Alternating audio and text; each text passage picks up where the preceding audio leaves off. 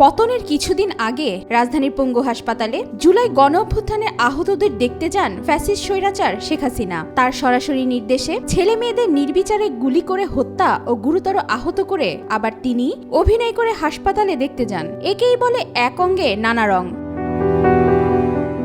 হাসপাতালে আহতদের সামনে থেকে সমবেদনা এবং চিকিৎসার কথা বললেও অন্তরে ছিল ঘৃণা চরিত্র।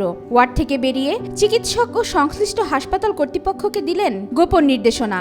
সেই নির্দেশনা ছিল, যারা আহত হয়েছেন তাদের কোনো চিকিৎসা হবে না। শুধু তাই নয়, তারা রিলিজও পাবেন না। নামে হাসপাতালে থাকলেও কাটাতে হবে নিদারুণ যন্ত্রণায়।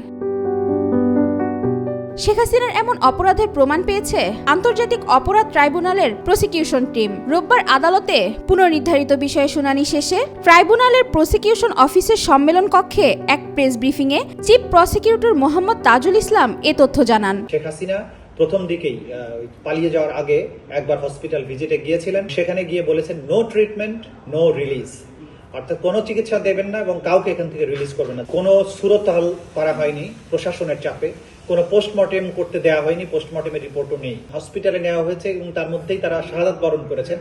তাদের ব্যাপারে বলা হয়েছে যে তাদের ডেথ সার্টিফিকেটে যে গুলিতে মারা গেছে এই কথাটাও লিখতে তারা অনেক সময় লিখেনি এবং তারা বাধ্য করেছে যাতে অন্য কোনো কারণ লেখা হয়। চিফ প্রসিকিউটর বলেন, জুলাই আগস্ট গণ অভ্যুত্থান চলাকালে যে সন্তানরা শহীদ হয়েছেন তাদের মৃতদেহ প্রশাসনের নির্দেশে সুরতহাল করতে দেওয়া হয়নি। কাউকে ডেথ সার্টিফিকেটও দেওয়া হয়নি। এমনকি গুলিবিদ্ধ অবস্থায় হাসপাতালে যাওয়ার পর যারা সেখানে শহীদ হয়েছেন তাদের ডেথ সার্টিফিকেটে গুলিতে মারা গেছে এই কথাটিও লিখতে দেওয়া হয়নি। শ্বাসকষ্ট কিংবা জ্বরে মারা গেছে এ ধরনের কথা লিখতে বাধ্য করা হয়েছে।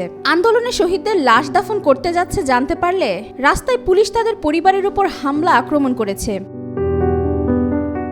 শেখ হাসিনার এমন নির্মমতার প্রমাণগুলো যথাযথ প্রক্রিয়া অনুসরণ করে যাচাই বাছাই ও ফরেনসিক করার পর গণহত্যা ও মানবাধিকার মামলা প্রমাণের সঙ্গে সম্পৃক্ত করে আদালতের কাছে হস্তান্তর করা হবে বলে জানান চিফ প্রসিকিউটর তাজুল ইসলাম। ওয়াহিদা পারভিন ইশিতা, আজকাল।